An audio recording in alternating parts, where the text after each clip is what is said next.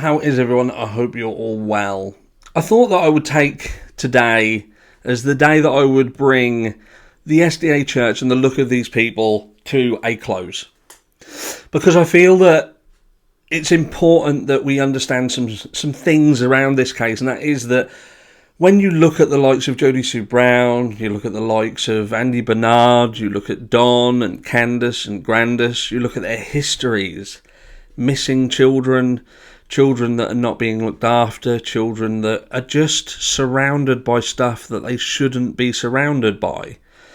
You know, I look at our children, and I'm sure that many of you look at your children and perhaps grandchildren, and try and imagine them being around the stuff that these children were around every single day.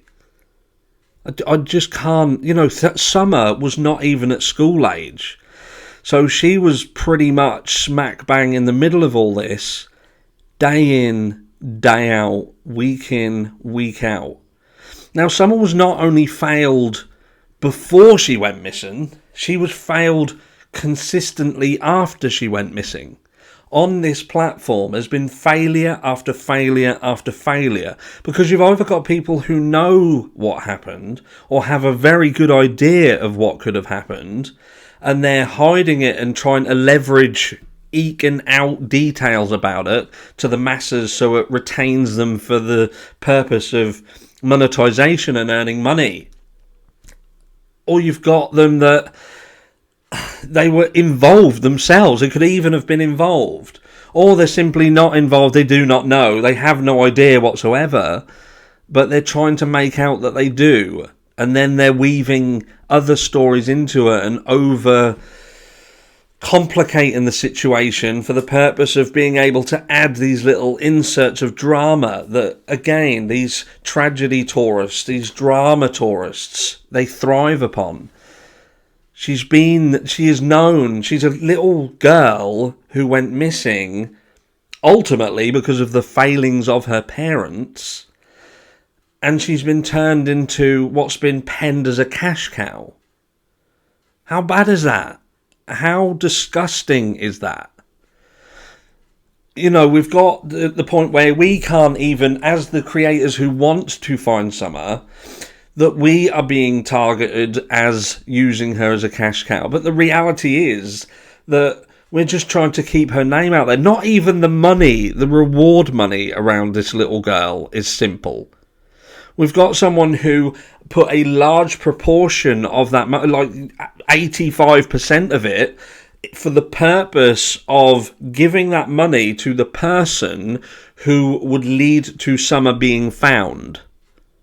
And they're now trying to put it to the courts. Now, like the courts can be trusted to decide where that money goes to keep everyone happy and make sure that the right decision was made. Well, the right decision would be that money went to the person who would lead to Summer being found, unless people are now giving up, unless this was a nod to the fact that law enforcement have concluded that this is now a cold case. They just don't have the bollocks to come out and say that this is a cold case, which this is what I'm kind of getting the feeling. And I have to ask myself, was there anybody around Summer whatsoever that was protecting her? Now, I think it's quite safe to say that with what was going on around this holler, with the nefarious activity, that it's more than likely that law enforcement were indeed benefiting from it. We've seen it in the past, we know corruption exists, and it's most likely going to happen in these small little niche areas out the way, the back and beyond, and, to turn a blind eye.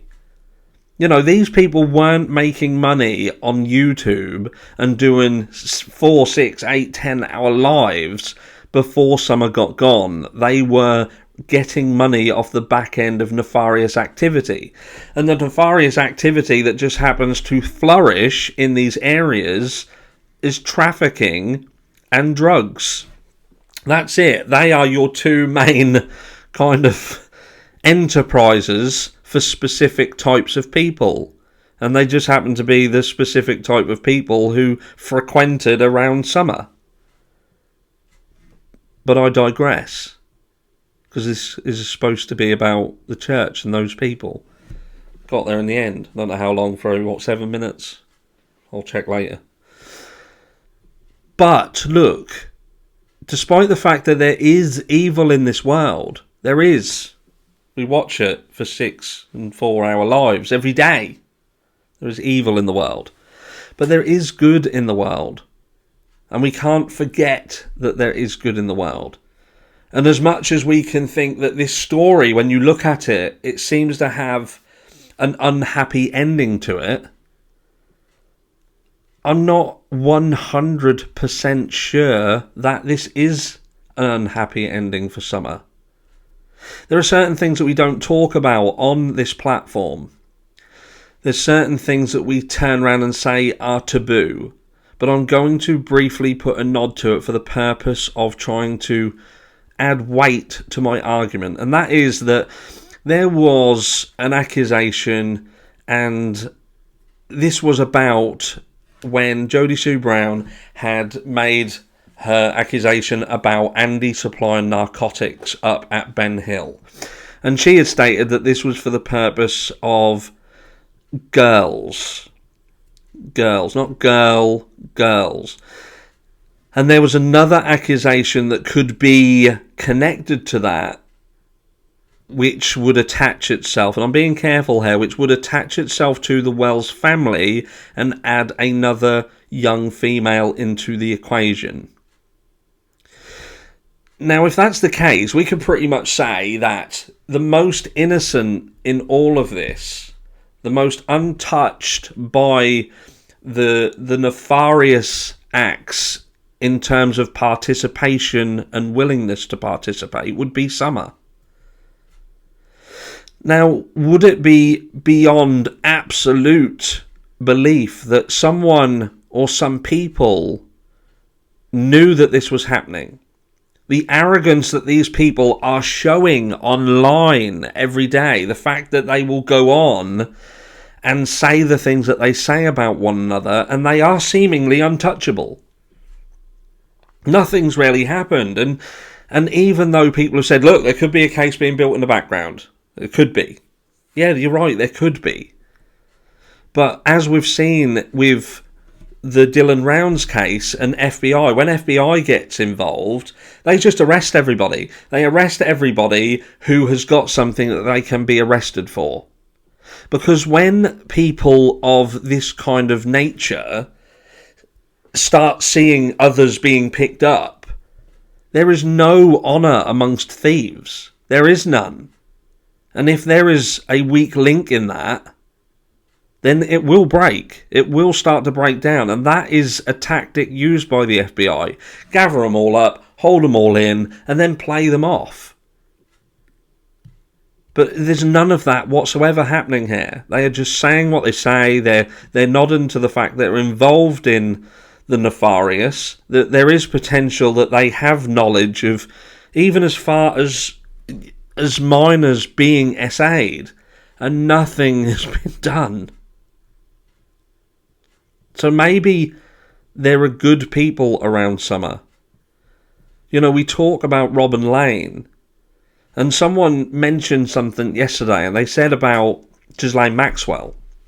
Now, for those of you who do not know who she is, she was someone who appeared from the outside for many, many years to be just a great socialite. But she happened to be the right-hand woman of an absolute monster. But she hid in plain sight for many years.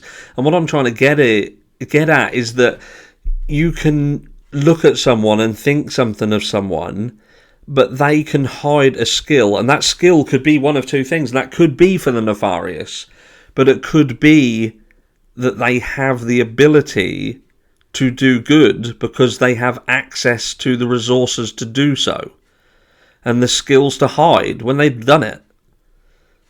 What if Robin Lane had Summer removed and put somewhere, taken by somebody, put with a loving family, away from this carnage carnival?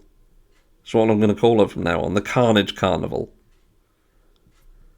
You know, we've got here nods to drugs, to SA, to trafficking. There's even nods to when we saw on Dr. Phil the freak out that Candace had when the cornbread mafia were mentioned. Was she really thinking of the cornbread mafia, or was she thinking of the Dixie mafia? Is that what we've got here? You know, do these people just generally think that they're untouchable and they can do whatever they want? And did someone decent in the background just see a diamond in the rough and think, she needs to be gone from this? We have the ability, we have the resources, and we have the desire to do it. Candace gave a nod to the fact that Summer liked Robin. She liked those type of women. We know that Summer obviously loved Robin. And unless Robin was being completely disingenuous, which, as we've seen in the likes of Ghislaine Maxwell, this is possible. This is possible. But why do we have to make everything about evil and bad and nefarious? Some stories do have heroes, and not all stories have to have a sad ending. I'll catch you all in the next one.